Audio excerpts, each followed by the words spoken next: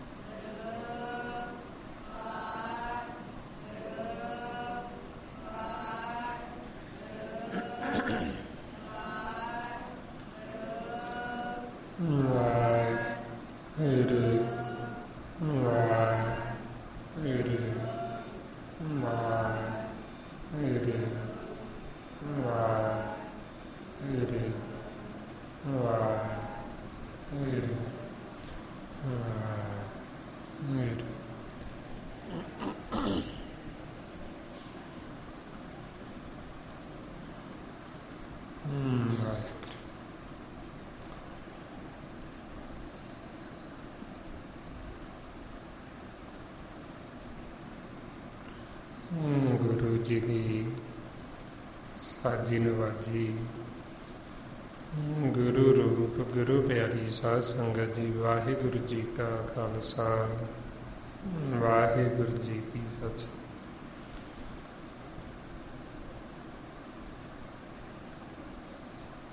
ਸਤਿਗੁਰੂ ਗੁਰਬਾਣੀ ਗੁਰੂ ਵਿੱਚ ਜੋ ਆਪਾਂ ਨੂੰ ਉਪਦੇਸ਼ ਬਖਸ਼ਿਸ਼ ਕਰ ਰਹੀ ਅਤੇ ਜੋ ਅੱਜ ਦਾ ਦਿਹਾੜਾ ਹੈ, ਧੰਨ ਧੰਨ ਸ੍ਰੀ ਗੁਰੂ ਰਾਮਦਾਸ ਜੀ ਮਹਾਰਾਜ, ਉਹਨਾਂ ਦਾ ਅੱਜ ਪ੍ਰਕਾਸ਼ ਦਿਹਾੜਾ ਹੈ ਤੇ ਜਿੰਨੀਆਂ ਵੀ ਗੁਰੂ ਨਾਨਕ ਨਾਮ ਲੈਵਾ ਸਿੱਖ ਸੰਗਤਾਂ ਨੇ, ਸਾਰੀਆਂ ਸੰਗਤਾਂ ਨੂੰ ਉਹਨਾਂ ਦੇ ਪ੍ਰਕਾਸ਼ ਦਿਹਾੜੇ ਦੀ ਲੱਖ ਲੱਖ ਵਧਾਈ ਹੋਵੇ। ਜੋ ਆਪਾਂ ਨੂੰ ਧੰਨ ਧੰਨ ਸ੍ਰੀ ਗੁਰੂ ਰਾਮਦਾਸ ਜੀ ਮਹਾਰਾਜ, ਇੱਕ ਜੋ ਸਿੱਖ ਹੈ ਉਹ ਸਿੱਖ ਦੇ ਜੀਵਨ ਦੀ ਰਹਿਣੀ ਬਹਿਣੀ ਉਹ ਆਪਾਂ ਨੂੰ ਦੱਸਦੇ ਕਿ ਜਿਹੜਾ ਇੱਕ ਗੁਰਸਿੱਖ ਹੈ ਉਹ ਸਭ ਤੋਂ ਪਹਿਲਾਂ ਜਿਉਂ ਹੀ ਇਸ ਲੋਕ ਦੇ ਵਿੱਚ ਪ੍ਰਵੇਸ਼ ਹੁੰਦਾ ਹੈ, ਸਵੇਰੇ ਆਪਾਂ ਆਉਂਦੇ ਹਾਂ, ਸਭ ਤੋਂ ਪਹਿਲਾਂ ਉੱਠਣ ਸਾਰ ਅਸੀਂ ਮਾਲਕ ਨੂੰ ਧਿਆਉਣਾ, ਸਿਮਰਨ ਕਰਨਾ। ਫਿਰ ਅਸੀਂ ਜੋ ਸਾਡੇ ਅੰਦਰ ਅੰਮ੍ਰਿਤ ਸਰ ਹੈ ਉਹਦੇ ਵਿੱਚ ਇਸ਼ਨਾਨ ਕਰਨਾ। ਮਾਰੇ ਫਰਮਾਉਂਦੇ ਗੁਰ ਸਤਿਗੁਰ ਕਾ ਜੋ ਸਿੱਖ ਖਾਈ, ਸੋ ਭੜ ਕੇ ਉੱਠ ਹਰ ਨਾਮ ਤੇ ਆਵੇ। ਉਦਮ ਕਰੇ ਭੜ ਕੇ ਪ੍ਰਭਾਤੀ, ਇਸ਼ਨਾਨ ਕਰੇ ਅੰਮ੍ਰਿਤ ਸਰ ਨਹਾਵੇ। ਧੰਨ ਧੰਨ ਸ੍ਰੀ ਗੁਰੂ ਰਾਮਦਾਸ ਜੀ ਮਹਾਰਾਜ ਇਹ ਆਪ ਨੂੰ ਸਮਝਾਉਂਦੇ ਵੀ ਜਿਹੜਾ ਇੱਕ ਗੁਰਸਿੱਖ ਹੈ ਉਹ ਉੱਠ ਕੇ ਭਲਕੇ ਪਹਿਲਾਂ ਤੇ ਆਵੇ ਮਾਲਕ ਨੂੰ ਤੇ ਫਿਰ ਉਹ ਅੰਮ੍ਰਿਤਸਰ ਵਿੱਚ ਇਸ਼ਨਾਨ ਕਰੇ। ਹੁਣ ਉਹ ਅੰਮ੍ਰਿਤਸਰ ਕਿੱਥੇ ਹੈ ਜਿਹਦੇ ਵਿੱਚ ਸਾਨੂੰ ਇਸ਼ਨਾਨ ਕਰਨ ਨੂੰ ਕਹਿ ਰਹੇ? ਉਹ ਅੰਮ੍ਰਿਤਸਰ ਸਾਡੇ ਸਭ ਦੇ ਅੰਦਰ। ਸਾਡਾ ਜੋ ਘਰ ਹੈ ਨਿਜ ਮਹਿਲ 10ਵਾਂ ਦੁਆਰ, ਉਹਦੇ ਵਿੱਚ ਅੰਮ੍ਰਿਤਸਰ ਦਾ ਪ੍ਰਬੰਧ ਕੀਤਾ ਆਪਣੇ ਮਾਤਾ ਪਿਤਾ ਨੇ ਕਿ ਬੱਚਾ ਪਰਦੇਸ ਚੱਲੇ ਹੈ, ਪਰਦੇਸ ਦੇ ਵਿੱਚ ਜਾ ਕੇ ਇਹਨੂੰ ਮਿਲਣ ਲੱਗ ਜਾਣ, ਚੰਚਾ ਦੀ, ਫਿਕਰਾਂ ਦੀ, ਸੈਂਸਿਆਂ ਦੀ। ਤੇ ਜਦੋਂ ਮੈਲ ਲੱਗੇਗੀ ਉਹਦੇ ਵਾਸਤੇ ਫਿਰ ਅੰਮ੍ਰਿਤਸਰ ਦਾ ਪ੍ਰਬੰਧ ਕਰ ਦਿੱਤਾ ਵੀ ਜੇ ਮੈਲ ਲੱਗ ਗਈ ਹੈ ਤੁਸੀਂ ਉਹ ਅੰਮ੍ਰਿਤਸਰ 'ਚ ਇਸ਼ਨਾਨ ਕਰ ਲਿਆ ਤੇ ਤੁਹਾਡੀ ਸਾਰੀ ਮੈਲ ਉਤਰ ਜਾਏਗੀ। ਮਾਰੇ ਫਰਮਾਉਂਦੇ ਮੈਲ ਗਈ ਮਨ ਨਿਰਮਲ ਹੋਆ, ਅੰਮ੍ਰਿਤਸਰ ਤੀਰਥ ਨਾਈ। ਹੁਣ ਅੰਮ੍ਰਿਤਸਰ 'ਚ ਇਸ਼ਨਾਨ ਕਰਕੇ ਸਾਡੇ ਮਨ ਦੀ ਮੈਲ ਉਤਰ ਜਾਂਦੀ, ਸਾਡਾ ਮਨ ਨਿਰਮਲ ਹੋ ਜਾਂਦਾ, ਪਵਿੱਤਰ ਹੋ ਜਾਂਦਾ। ਹੁਣ ਇਹ ਅੰਮ੍ਰਿਤਸਰ ਵਿੱਚ ਇੱਕ ਗੁਰਸਿੱਖ ਨੇ ਨਿੱਤ ਇਸ਼ਨਾਨ ਕਰਨਾ ਰੋਜ਼। ਪਰ ਜੇ ਸਾਨੂੰ ਹੁਣ ਸਤ ਸੰਗਤ ਨਹੀਂ ਮਿਲੀ, ਅਸੀਂ ਸਤਿਗੁਰਾਂ ਪਾਸੋਂ ਸੋਝੀ ਨਹੀਂ ਲਈ, ਕਈ ਜੀਵਾਂ ਨੂੰ ਅੰਮ੍ਰਿਤ ਛਕੇ ਨੂੰ 20-20 ਸਾਲ, 30-30 ਸਾਲ, 50-50 ਸਾਲ ਹੋ ਗਏ। ਉਹਨਾਂ ਨੂੰ ਪੁੱਛੋ ਵੀ ਉਹ ਅੰਮ੍ਰਿਤਸਰ ਕਿੱਥੇ ਹੈ ਜਿਹਦੇ ਵਿੱਚ ਤੁਸੀਂ ਇਸ਼ਨਾਨ ਕਰਦੇ? ਪਤਾ ਹੀ ਨਹੀਂ ਵੀ ਉਹ ਅੰਮ੍ਰਿਤਸਰ ਕਿੱਥੇ ਜਿਹਦੇ ਵਿੱਚ ਅਸੀਂ ਇਸ਼ਨਾਨ ਕਰਨਾ ਤੇ ਸਾਡੇ ਮਨ ਦੀ ਮੈਲ ਉਤਰਨ। ਜੇ ਸਾਨੂੰ ਉਹ ਤੀਰਥ ਦਾ ਹੀ ਨਹੀਂ ਪਤਾ ਵੀ ਉਹ ਸਾਡੇ ਅੰਦਰ ਕਿੱਥੇ ਹੈ ਤੇ ਫਿਰ ਅਸੀਂ ਇਸ਼ਨਾਨ ਕਿੱਥੇ ਕਰਾਂਗੇ? ਤੇ ਜੇ ਇਸ਼ਨਾਨ ਨਾ ਕੀਤਾ ਤੇ ਸਾਡਾ ਮਨ ਤਾਂ ਮੈਲਾ ਹੀ ਰਿਹਾ, ਮਨ ਤਾਂ ਸ਼ੁੱਧ ਹੋਇਆ ਹੀ ਨਾ, ਮਨ ਤਾਂ ਧੋਤਾ ਹੀ ਨਾ ਗਿਆ। ਤੇ ਜੇ ਸਾਡਾ ਮਨ ਹੀ ਮੈਲਾ ਹੈ ਤੇ ਫਿਰ ਸਾਰਾ ਕੁਝ ਹੀ ਮੈਲਾ ਹੈ। ਬਾਹਰ ਤਨ ਧੋਣ ਦੇ ਨਾਲ ਮਨ ਤਾਂ ਧੋਤਾ ਨਹੀਂ ਜਾਂਦਾ, ਫਿਰ ਤਾਂ ਸ਼ੁੱਧ ਹੁੰਦਾ ਨਹੀਂ। ਇਸ ਲਈ ਮਹਾਰਾਜ ਕਹਿੰਦੇ ਮਨ ਮੈਲੇ ਤਾਂ ਸਭ ਕੁਛ ਮੈਲਾ, ਤਨ ਧੋਤੇ ਮਨ ਹੱਛਾ ਨਾ ਹੋਏ। ਇਹ ਜਗਤ ਭਰਮ ਭੁਲਾਇਆ ਬਿਰਲਾ ਬੂਝੇ ਕੋਏ। ਸਤਿਗੁਰੂ ਕਹਿੰਦੇ ਵੀ ਜੀਵ ਵਾਰੀ ਇਹ ਤਨ ਨੂੰ ਤਾਂ ਨਮਾਈ ਜਾਂਦੇ, ਤਨ ਦਾ ਇਸ਼ਨਾਨ ਕਰੀ ਜਾਂਦੇ, ਤੀਰਥਾਂ ਤੇ ਜਾਏ ਆਉਂਦੇ, ਉੱਥੇ ਨਹਾਏ ਆਉਂਦੇ, ਪਰ ਮਨ ਵਾਸਤੇ ਜੋ ਸਾਡੇ ਅੰਦਰ ਤੀਰਥ ਹੈ ਉਹਦਾ ਸਾਨੂੰ ਗੁਰੂ ਤੋਂ ਬਿਨਾਂ ਸਾਨੂੰ ਗਿਆਨ ਨਹੀਂ ਆਉਂਦਾ, ਸਾਨੂੰ ਪਤਾ ਨਹੀਂ ਲੱਗਦਾ। ਨਾ ਸਾਨੂੰ ਅੰਦਰ ਤੀਰਥ ਦਾ ਪਤਾ ਹੋਣ ਕਰਕੇ ਤਾਂਹੀਓ ਸਾਡਾ ਮਨ ਧੋਤਾ ਨਹੀਂ ਜਾਂਦਾ, ਤਾਂਹੀਓ ਸਾਡੇ ਅੰਦਰੋਂ ਵੈਰ ਵਿਰੋਧ, ਈਰਖਾ, ਨਫ਼ਰਤ, ਹਉਮੈ, ਹੰਕਾਰ ਜਾਂਦਾ ਨਹੀਂ। ਇਸ ਵਾਸਤੇ ਫਿਰ ਆਪਾਂ ਨੂੰ ਕਹਿੰਦੇ ਵੀ ਇੱਕ ਗੁਰਸਿੱਖ ਨੇ ਰੋਜ਼ ਇਸ਼ਨਾਨ ਕਰਨਾ ਅੰਮ੍ਰਿਤਸਰ ਦੇ ਵਿੱਚ, ਨਹਾਉਣਾ ਅਸੀਂ। ਹੁਣ ਉਹ ਅੰਮ੍ਰਿਤਸਰ 'ਚ ਅਸੀਂ ਫੇਰ ਹੀ ਇਸ਼ਨਾਨ ਕਰ ਸਕਾਂਗੇ ਜੇ ਸਾਨੂੰ ਉਹਦਾ ਪਤਾ ਹੋਏਗਾ, ਜੇ ਸਾਨੂੰ ਉਹਦਾ ਗਿਆਨ ਹੋਏਗਾ। ਤੇ ਗਿਆਨ ਸਾਨੂੰ ਆਉਣਾ ਜਦੋਂ ਅਸੀਂ ਸਤ ਸੰਗਤ ਕਰਾਂਗੇ ਵੀ ਸਾਡੇ ਅੰਦਰ ਉਹ ਅੰਮ੍ਰਿਤਸਰ ਹੈ ਕਿੱਥੇ।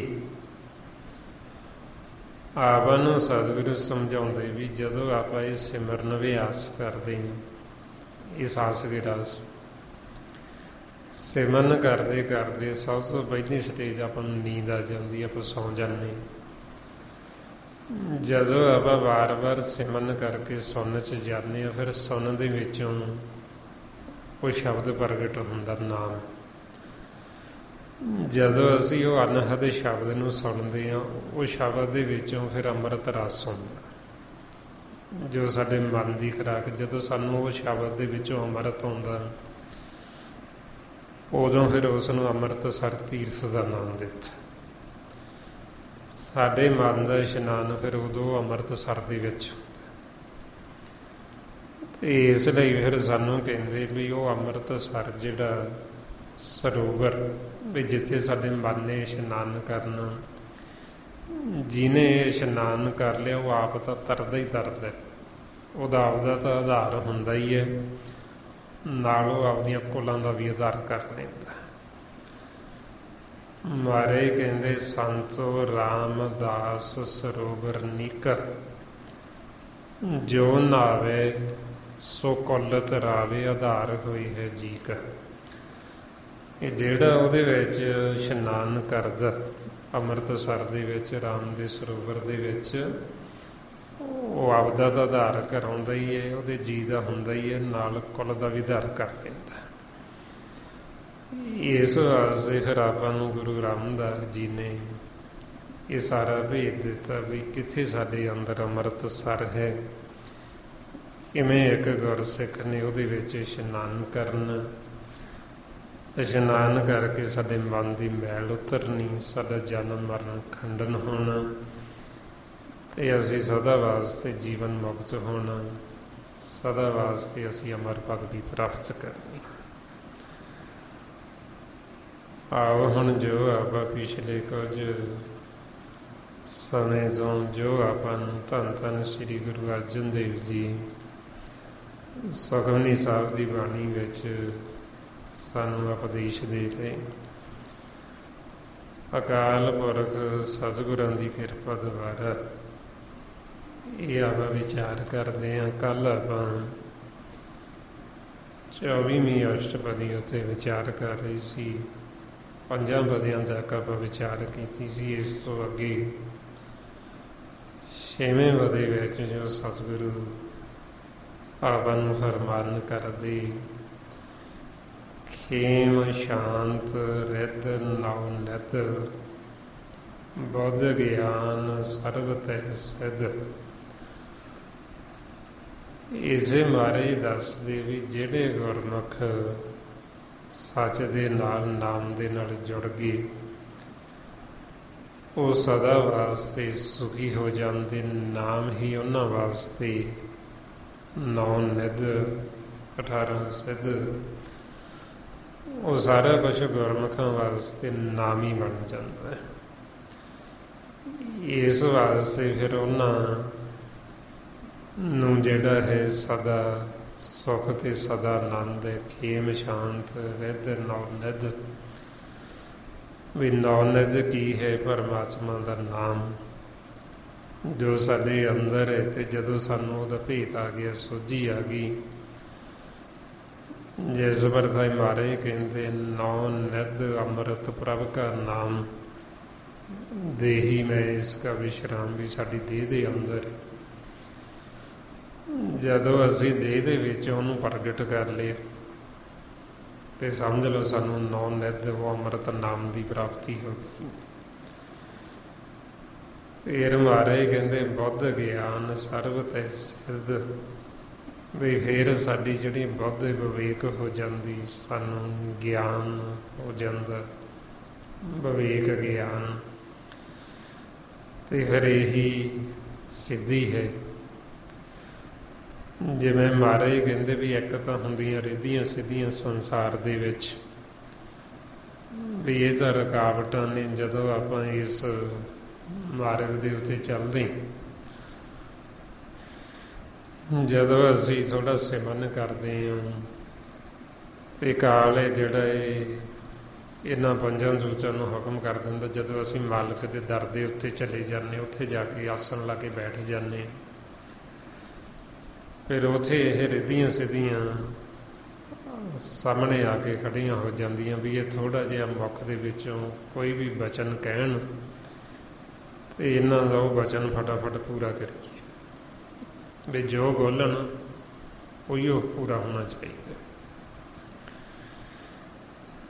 ਤੇ ਉਹ ਵਿੱਚ ਰੁਕਾਵਟ ਹੈ।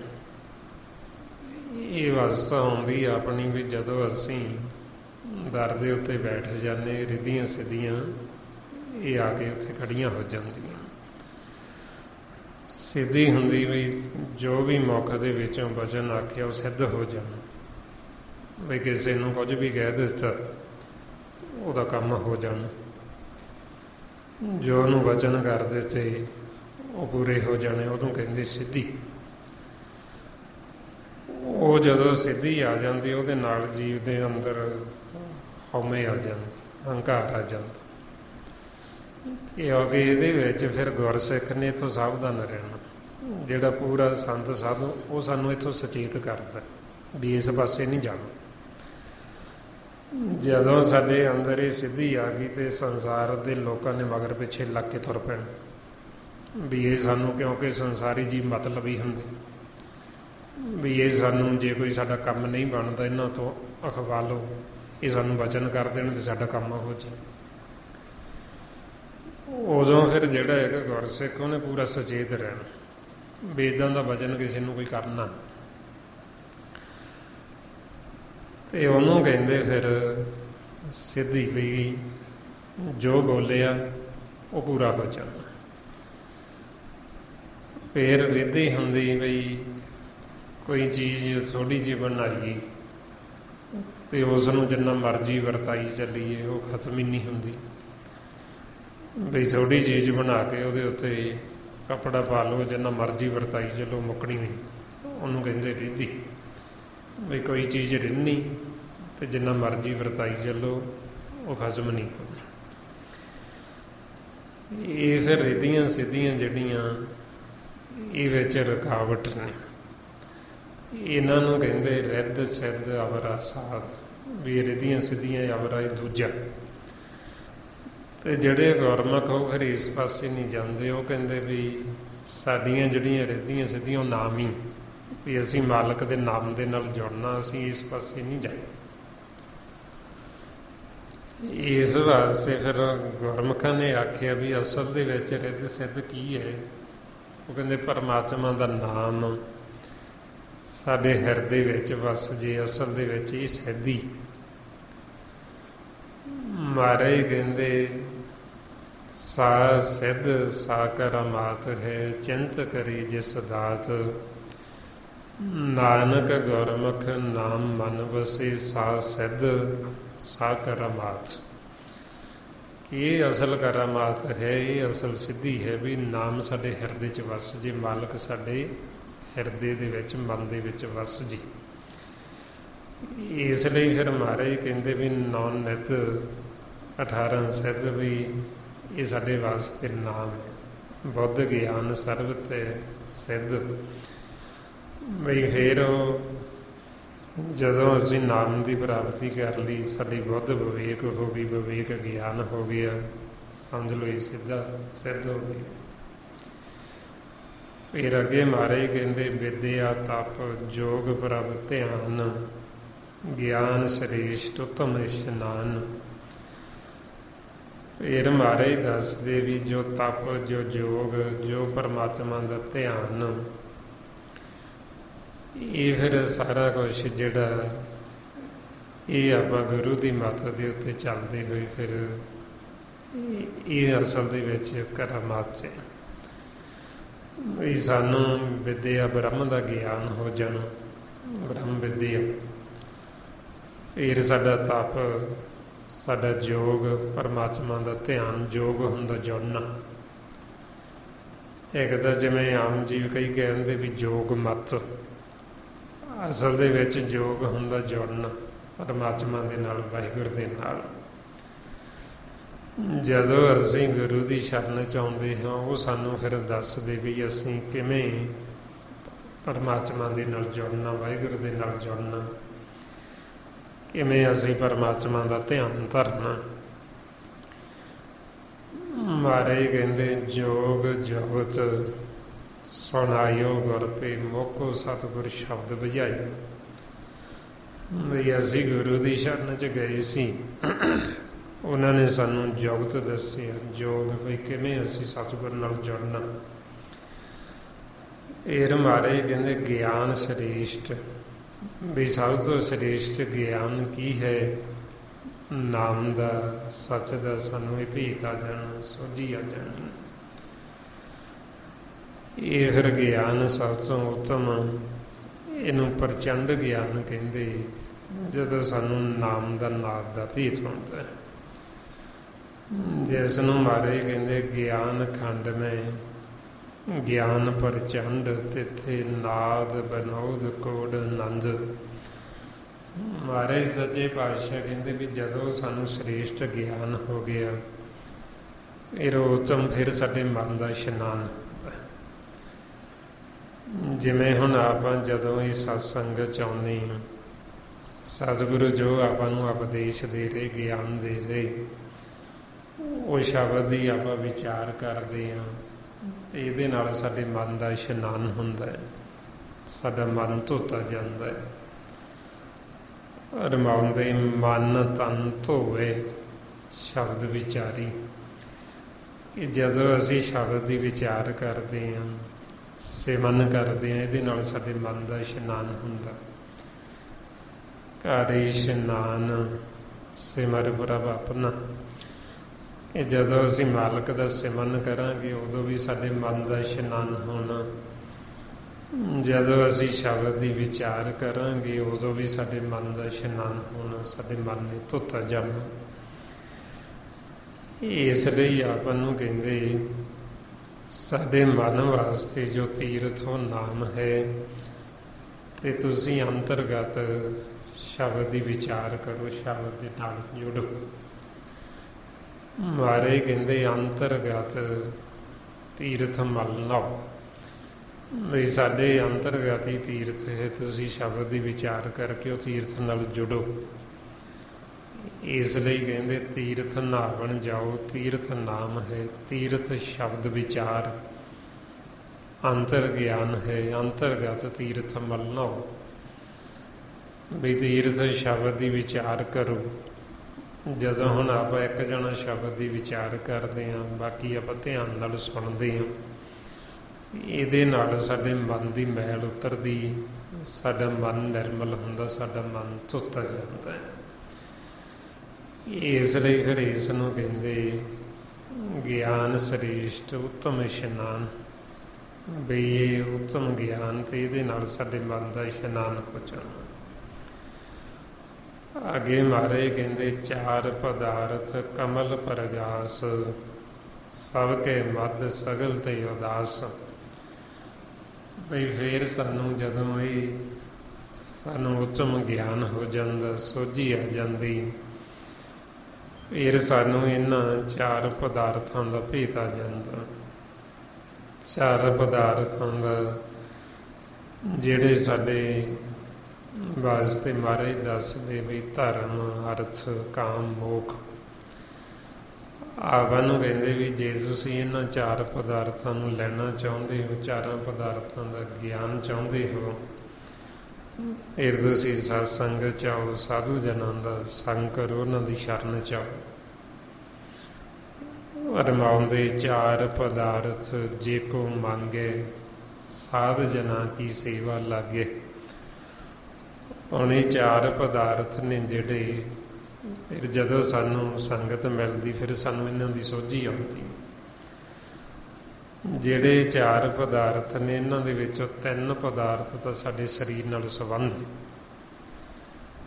ਜਿਹਦੇ ਵਿੱਚ ਧਰਮ, ਅਰਥ ਤੇ ਕਾਮ, ਇਹ ਤਿੰਨ ਪਦਾਰਥ ਨੇ ਜਿਹੜੇ ਇਹ ਸਾਡੇ ਸਰੀਰ ਦੇ ਨਾਲ ਹੀ ਖਤਮ ਹੋ ਜਾਂਦੇ। ਜਦ ਤੱਕ ਇਹ ਸਰੀਰ ਹੈ ਅਸੀਂ ਵਰਤ ਸਕਦੇ, ਜਦੋਂ ਸਰੀਰ ਖਤਮ ਹੋ ਗਿਆ ਇੱਥੇ ਹੀ ਰਹਿ ਜਾਣੇ, ਇੱਥੋਂ ਨਾਲ ਨਹੀਂ ਅਸੀਂ ਲਿਜਾ ਸਕਦੇ। ਇਹਨਾਂ ਨੂੰ ਫਿਰ ਤ੍ਰੈ ਗੁਣ ਵੀ ਆਖੇ, ਇਹਨਾਂ ਨੂੰ ਹੱਟ ਵੀ ਆਖੇ। ਜਿਵੇਂ ਧਰਮ ਕਹਿੰਦੇ ਸਤੋ ਗੁਣ, ਇਹ ਧਰਮੀ ਹੱਟ, ਇੱਥੋਂ ਵੀ ਅਸੀਂ ਸੌਦਾ ਲੈਣਾ। ਫਿਰ ਜਿਹੜਾ ਅਰਥਚਾਰ ਹੈ, ਜੋ ਅਸੀਂ ਤਨ ਵਾਸਤੇ ਇਹ ਕਿਰਤ ਕਰਦੇ ਹਾਂ, ਇਹਨੂੰ ਰਜੋ ਗੁਣ ਕਹਿੰਦੇ ਨੇ। ਇੱਥੋਂ ਵੀ ਅਸੀਂ ਰਜੋ ਗੁਣ ਤੋਂ ਵੀ ਸੌਦਾ ਲੈਣਾ। ਫਿਰ ਜੋ ਕਾਮ ਹੈ, ਜਿਹਨੂੰ ਤਮੋ ਗੁਣ ਦਾ ਨਾਮ ਦਿੱਤਾ, ਜਿੱਥੋਂ ਫਿਰ ਸੰਸਾਰ ਦੀ ਉਤਪਤੀ ਹੁੰਦੀ, ਅੱਗੇ ਖੇਲ ਚੱਲਦਾ ਹੈ, ਅਸੀਂ ਉੱਥੇ ਵੀ ਜਾਣਾ, ਉੱਥੋਂ ਵੀ ਸੌਦਾ ਲੈਣਾ।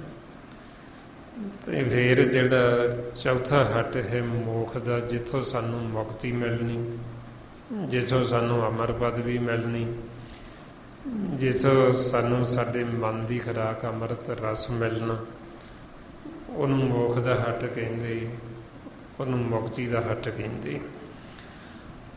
ਉਸ ਦਾ ਮੁਖੀ ਜੋ ਹੈ ਉਹ ਪਰਮਾਤਮਾ ਹੈ। ਇਹ ਜਿਹੜੇ ਤਿੰਨ ਨੇ ਇਹ ਤਿੰਨ ਕਾਲ ਦੇ ਮਤਹਿਤ ਕੀਤੇ ਹੋਏ ਨੇ। ਇਸ ਲਈ ਫਿਰ ਸਾਨੂੰ ਸਤਿਗੁਰੂ ਸਮਝਾਉਂਦੇ ਵੀ ਜੇ ਅਸੀਂ ਇਹਨਾਂ ਚਾਰਾਂ ਪਦਾਰਥਾਂ ਦਾ ਭੇਦ ਲੈਣਾ ਚਾਹੁੰਦੇ, ਸਤਿਗੁਰ ਪਾਸ ਹੈ ਤਾਂ ਸਾਰੀ, ਉਹ ਫਿਰ ਸਾਨੂੰ ਦੱਸਦੇ ਵੀ ਤਿੰਨਾਂ ਦਾ ਸਰੀਰ ਨਾਲ ਸੰਬੰਧ ਹੈ, ਸਰੀਰ ਨਾਲ ਖਤਮ ਹੋ ਜਾਣੇ। ਚੌਥੇ ਨਾਲ ਅਸੀਂ ਕਰਤਾਰਥ ਹੋਣਾ, ਅਸੀਂ ਜੀਵਨ ਮੁਕਤ ਹੋਣਾ। ਮਹਾਰਾਜ ਫਰਮਾਉਂਦੇ ਸਤਿਗੁਰ ਕੇ ਬਸ ਚਾਰ ਪਦਾਰਥ ਤੀਨ ਸਮਾਏ ਇੱਕ ਕਰਤਾਰਥ। ਵੀ ਤਿੰਨ ਤਾਂ ਇਹ ਸਰੀਰ ਨਾਲ ਸੰਬੰਧ ਹੈ, ਧਰਮ, ਅਰਥ ਤੇ ਕਾਮ। ਚੌਥਾ ਜਿਹੜਾ ਉਹ ਮੋਖ ਦਾ, ਉਥੋਂ ਸਾਨੂੰ ਫਿਰ ਇਹ ਅਮਰ ਪਦਵੀ ਹਾਸਲ ਹੁੰਦੀ ਹੈ। ਤੇ ਮਹਾਰਾਜ ਕਹਿੰਦੇ ਵੀ ਜਿਹੜੇ ਗੁਰਮੁਖ ਉਹਨਾਂ ਨੂੰ ਫਿਰ ਇਹ ਚੌਂ ਦਾ ਹੀ ਭੇਦ ਆ ਗਿਆ, ਸਾਰਿਆਂ ਦੀ ਸੋਝੀ ਆ ਗਈ ਤੇ ਉਹਨਾਂ ਵਾਸਤੇ ਸਾਰੇ ਹੀ ਆ ਜਾਂਦੇ। ਚਾਰ ਪਦਾਰਥ ਕਮਲ ਪ੍ਰਗਾਸ, ਸਭ ਕੇ ਮੱਧ ਸਗਲ ਤੇ ਉਦਾਸ। ਬਈ ਗੁਰਮੁਖ ਫਿਰ ਇਹਨਾਂ ਦੇ ਵਿੱਚ ਹੀ ਰਹਿੰਦੇ ਹੋਏ, ਸਾਰਿਆਂ ਦੇ ਵਿੱਚ ਹੀ ਰਹਿੰਦੇ ਹੋਏ, ਫਿਰ ਵੀ ਉਹ ਇਹਨਾਂ ਤੋਂ ਉੱਪਰ ਉੱਠੇ ਰਹਿੰਦੇ, ਇਹਨਾਂ ਦੇ ਵਿੱਚ ਉਦਾਸੀ ਰਹਿੰਦੇ ਨੇ। ਬਈ ਰਹਿਣਾ ਤਾਂ ਉਹਨਾਂ ਨੇ ਵੀ ਸੰਸਾਰ ਦੇ ਵਿੱਚ ਹੀ ਹੈ। ਇਹਨਾਂ ਤਿੰਨਾਂ ਹੱਟਾਂ ਤੋਂ ਉਹਨਾਂ ਨੇ ਸੌਦਾ ਵੀ ਲੈਣਾ, ਅਰਥਚਾਰਾ ਵੀ ਲੈਣਾ ਹੈ, ਧਰਮੀ ਹੱਟ ਤੇ ਵੀ ਜਾਣਾ ਹੈ, ਇਹ ਤਮੋਗੁਣੀ ਹੱਟ ਤੇ ਵੀ ਜਾਣਾ ਹੈ। ਵਿੱਚ ਰਹਿੰਦੇ ਹੋਏ ਵੀ ਸਭ ਕੇ ਮੱਧ ਸਗਲ ਤੇ ਉਦਾਸ। ਬਈ ਉਹਨਾਂ ਨੂੰ ਇਹਦੇ ਵਿੱਚ ਰਹਿਣ ਦੀ ਜੁਗਤੀ ਆ, ਤਰੀਕਾ ਆ ਗਿਆ ਵੀ ਕਿਵੇਂ ਇਹਦੇ ਵਿੱਚ ਰਹਿੰਦੇ ਹੋਏ ਵੀ ਇਹਨਾਂ ਤੋਂ ਉਦਾਸੀ ਰਹਿਣਾ ਹੈ, ਇਹਨਾਂ ਤੋਂ ਉੱਪਰ ਉੱਠ ਕੇ ਰਹਿਣਾ, ਇਹਨਾਂ ਤੋਂ ਨਿਰਲੀਪ ਰਹਿਣਾ ਹੈ। ਇਸ ਵਾਸਤੇ ਫਿਰ ਮਹਾਰਾਜ ਕਹਿੰਦੇ ਵੀ ਜਿਨ੍ਹਾਂ ਨੂੰ ਉਹ ਜੁਗਤੀ ਤਰੀਕਾ ਆ ਗਿਆ, ਉਹ ਗੁਰਮੁਖ ਫਿਰ ਸੰਸਾਰ 'ਚ ਰਹਿੰਦੇ ਹੋਈ ਉਹ ਵਿੱਚ ਹੀ ਮੁਕਤ ਰਹਿੰਦੇ, ਨਾਲ ਸੰਸਾਰ ਦਾ ਕੰਮਕਾਰ ਵੀ ਕਰੀ ਜਾਂਦੇ, ਨਾਲ ਖਾਂਦੇ ਪਹਿਨਦੇ ਹੱਸਦੇ ਖੇਡਦੇ, ਉਹ ਵਿੱਚ ਹੀ ਮੁਕਤ ਨੇ।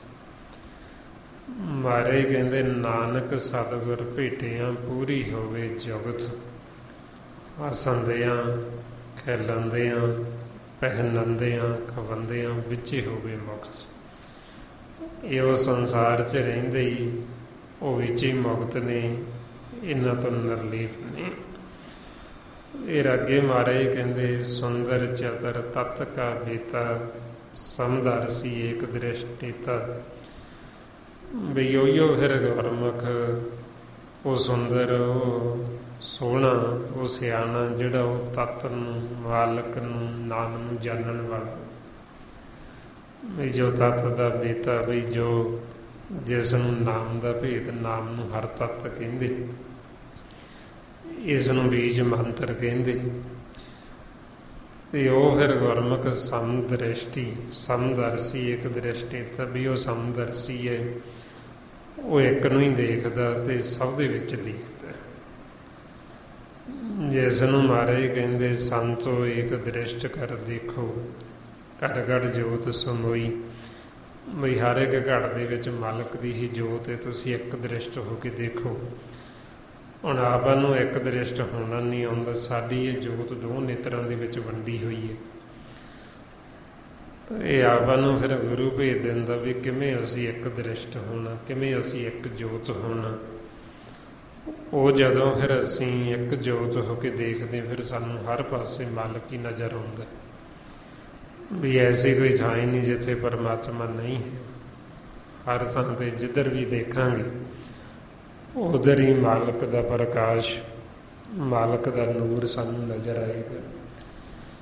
ਇਸ ਵਾਸਤੇ ਫਿਰ ਮਹਾਰਾਜ ਕਹਿੰਦੇ ਵੀ ਇਹ ਗੁਰਮੁਖਾਂ ਦੀ ਦ੍ਰਿਸ਼ਟੀ, ਬਈ ਉਹ ਸਭ ਦੇ ਅੰਦਰ ਵੀ ਦੇਖ ਲੈਂਦੇ ਮਾਲਕ ਨੂੰ ਤੇ ਬਾਹਰ ਵੀ ਦੇਖਦੇ। ਉਹਨੂੰ ਕਹਿੰਦੇ ਸਮਦਰਸੀ ਏਕ ਦ੍ਰਿਸ਼ਟੀਤਾ, ਵੀ ਇੱਕ ਨੂੰ ਹੀ ਨਜ਼ਰ ਦੇ ਵਿੱਚ ਦੇਖਦੇ, ਇੱਕ ਨੂੰ ਹੀ ਉਹਦਾ ਧਿਆਨ ਧਰਦੇ। ਅੱਗੇ ਮਹਾਰਾਜ ਕਹਿੰਦੇ ਇਹੋ ਫਲ ਤਿਸ ਜਨ ਕੇ ਮੁਖ ਭਨੇ, ਗੁਰੂ ਨਾਨਕ ਨਾਮ ਬਚਨ ਮਨ ਸੁਨੇ।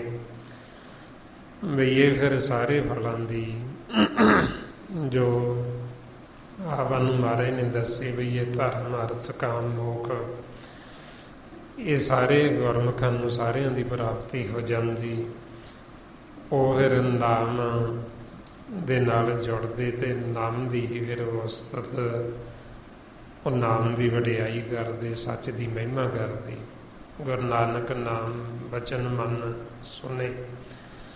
ਵੀ ਉਹ ਬਚਨਾਂ ਨੂੰ ਜਦੋਂ ਅਸੀਂ ਸੁਣਦੇ ਹਾਂ, ਸਾਡਾ ਮਨ ਸੁਣਦਾ ਹੈ, ਉਹਦੇ ਨਾਲ ਸਾਡੇ ਮਨ ਦਾ ਆਧਾਰ ਹੁੰਦਾ, ਉਹਦੇ ਨਾਲ ਸਾਡਾ ਮਨ ਹੈ ਫਿਰ ਜਿਹੜਾ ਉਹ ਸਦਾ ਵਾਸਤੇ ਜੀਵਨ ਮੁਕਤ ਹੋ ਜਾਂਦਾ। ਇਸ ਵਾਸਤੇ ਫਿਰ ਆਪਾਂ ਨੂੰ ਕਹਿੰਦੇ ਬਈ ਮਾਲਕ ਸਾਡੇ ਸਭ ਦੇ ਅੰਦਰ ਬੋਲ ਰਹੇ ਹੈ।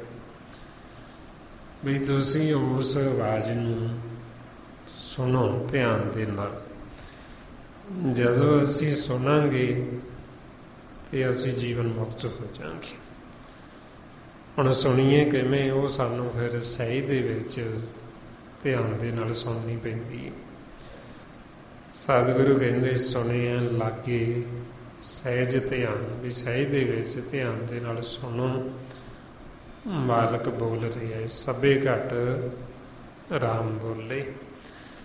ਇਹ ਸਭ ਘਟਾਂ ਦੇ ਸਭ ਸਰੀਰਾਂ ਦੇ ਅੰਦਰ ਰਾਮ ਵਾਹਿਗੁਰੂ ਬੋਲ ਰਿਹਾ। ਸਾਨੂੰ ਸੁਣਦਾ ਤਾਂ ਨਹੀਂ, ਕਿਉਂਕਿ ਸਾਡਾ ਮਨ ਬਾਹਰ ਮੁਖੀ ਵਿਚਾਰਾਂ 'ਚ ਘੁੰਮ ਰਿਹਾ।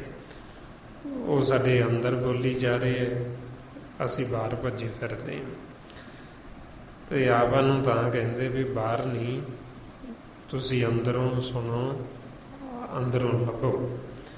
ਵੀ ਸਾਰਾ ਕੁਝ ਤੁਹਾਡੇ ਅੰਦਰ ਹੀ ਹੈ, ਬਾਹਰ ਨਹੀਂ ਹੈ। ਸਭ ਕੁਛ ਘਰ ਮੈਂ ਬਾਹਰ ਨਾਹੀ, ਬਾਹਰ ਟੋਲੇ ਸੋ ਭਰਮ ਭੁਲਾਹੀ।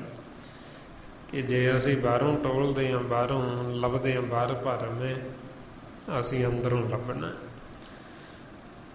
ਫਿਰ ਮਾਰੇ ਕਹਿੰਦੇ ਇਹੋ ਨਿਧਾਨ ਜਪੇ ਮਨ ਕੋਈ, ਸਭ ਜਗ ਮੇ ਤਾਂ ਕੀ ਗਤ ਹੋਈ। ਬਈ ਜੋ ਫਿਰ ਇਹ ਨਿਧਾਨ ਗੁਣਾਂ ਦਾ ਖਜ਼ਾਨਾ ਮਾਲਕ ਪਰਮਾਤਮਾ, ਵੀ ਇਸ ਨੂੰ ਫਿਰ ਮਨ ਜਦੋਂ ਮਾਲਕ ਦਾ ਸਿਮਰਨ ਕਰਦਾ, ਇਹ ਜਪਦਾ ਹੈ, ਫਿਰ ਇਸ ਦੀ ਗਤ ਹੋ ਜਾਂਦੀ, ਫਿਰ ਇਹ ਜੀਵਨ ਮੁਕਤ ਹੋ ਜਾਂਦਾ। ਸਭ ਜਗ ਮੇ ਤਾਂ ਕੀ ਗਤ ਹੋਈ। ਬਈ ਫਿਰ ਇਹ ਸੰਸਾਰ ਦੇ ਵਿੱਚ ਰਹਿੰਦਾ ਹੋਇਆ ਹੀ ਇਹਦੀ ਗਤੀ ਹੋ ਜਾਂਦੀ ਹੈ, ਜਿਉਂਦੇ ਜੀ ਜੀਵਨ ਮੁਕਤ ਹੋ ਜਾਂਦਾ ਹੈ। ਆਪਾਂ ਹੁਣ ਜੇ ਮੁਕਤ ਹੋਣਾ ਚਾਹੁੰਦੇ ਹਾਂ, ਕੋਈ ਇਹ ਨਹੀਂ ਵੀ ਸਾਨੂੰ ਆਖੇ ਵੀ ਅਸੀਂ ਮਰਨ ਤੋਂ ਬਾਅਦ ਮੁਕਤ ਹੋ ਜਾਵਾਂਗੇ, ਜਾਂ ਅਸੀਂ ਹੁਣ ਨਹੀਂ ਸੁਖੀ, ਅਸੀਂ ਮਰਨ ਤੋਂ ਬਾਅਦ ਸੁਖੀ ਹੋ ਜਾਵਾਂਗੇ। ਜੇ ਅਸੀਂ ਮੁਕਤ ਹੋਣਾ, ਅਸੀਂ ਜਿਉਂਦੇ ਜੀ ਮੁਕਤ ਹੋਣਾ। ਜੇ ਅਸੀਂ ਸੁਖੀ ਹੋਣਾ, ਜਿਉਂਦੇ ਜੀ ਅਸੀਂ ਸੁਖੀ ਹੋਣਾ। ਜੇ ਅਸੀਂ ਆਖਾਂਗੇ ਵੀ ਮਰਨ ਤੋਂ ਬਾਅਦ ਸਾਨੂੰ ਮੁਕਤੀ ਮਿਲੇਗੀ, ਮਰਨ ਤੋਂ ਬਾਅਦ ਅਸੀਂ ਸੁਖੀ ਹੋਵਾਂਗੇ, ਤੇ ਅਸੀਂ ਭਰਮ 'ਚ। ਮਰਨ ਤੋਂ ਬਾਅਦ ਕੋਈ ਮੁਕਤ ਨਹੀਂ ਹੁੰਦਾ ਜੇ ਅਸੀਂ ਜਿਉਂਦੇ ਜੀ ਮੁਕਤ ਨਹੀਂ ਹੋਏ। ਮਰਨ ਤੋਂ ਬਾਅਦ ਅਸੀਂ ਪਰਮਾਤਮਾ ਨੂੰ ਨਹੀਂ ਮਿਲ ਸਕਦੇ ਜੇ ਅਸੀਂ ਜਿਉਂਦੇ ਜੀ ਪਰਮਾਤਮਾ ਨੂੰ ਨਹੀਂ ਮਿਲੇ। ਇਸ ਲਈ ਮਹਾਰਾਜ ਕਹਿੰਦੇ ਬੇਣੀ ਕਹੇ ਸੁਨੋਰੇ ਭਗਤੋ, ਮਰਨ ਮੁਕਤ ਕਿਨ ਪਾਈ। ਵੀ ਮਰਨ ਤੋਂ ਬਾਅਦ ਵੀ ਕੋਈ ਮੁਕਤ ਹੋਇਆ, ਮਰਨ ਤੋਂ ਬਾਅਦ ਵੀ ਕਿਸੇ ਦੀ ਗਤੀ ਹੋਈ ਹੈ। ਜੇ ਤੁਸੀਂ ਗਤ ਚਾਹੁੰਦੇ, ਜੇ ਤੁਸੀਂ ਮੁਕਤ ਹੋਣਾ ਚਾਹੁੰਦੇ ਹੋ, ਤੇ ਜਿਉਂਦੇ ਜੀ ਮੁਕਤ। ਸੋ ਇਸ ਵਾਸਤੇ ਫਿਰ ਜਦੋਂ ਅਸੀਂ ਮਾਲਕ ਨੂੰ ਜਪਾਂਗੇ, ਅਸੀਂ ਜਿਉਂਦੇ ਜੀ ਮੁਕਤ ਹੋ ਜਾਣਾ, ਅਸੀਂ ਜਿਉਂਦੇ ਜੀ ਅਮਰ ਹੋ ਜਾਣਾ, ਅਸੀਂ ਜਿਉਂਦੇ ਜੀ ਹੀ ਪਰਮਾਤਮਾ ਨੂੰ ਪਹਿਲਾਂ ਹੀ ਮਿਲ ਲੈਣਾ, ਆਪਦੇ ਘਰ ਦੇ ਵਿੱਚ ਆਉਣ ਜਾਣ ਬਣਾ। ਅੱਗੇ ਮਹਾਰਾਜ ਕਹਿੰਦੇ ਗੁਣ ਗੋਬਿੰਦ ਨਾਮ ਧੁਨ ਬਾਣੀ, ਸਿਮਰਤ ਸ਼ਾਸਤਰ ਵੇਦ ਬਖਾਣੀ। ਬਈ ਇਹ ਸਿਮਰਤੀਆਂ ਸ਼ਾਸਤਰਾਂ ਦੇ ਵਿੱਚ, ਵੇਦਾਂ ਦੇ ਵਿੱਚ ਵੀ ਇਹ ਸਾਰਾ ਨਾਮ ਦਾ ਭੇਦ ਦਿੱਤਾ ਗਿਆ, ਪਰਮਾਤਮਾ ਦੇ ਗੁਣਾਂ ਦਾ ਭੇਦ ਦਿੱਤਾ ਗਿਆ।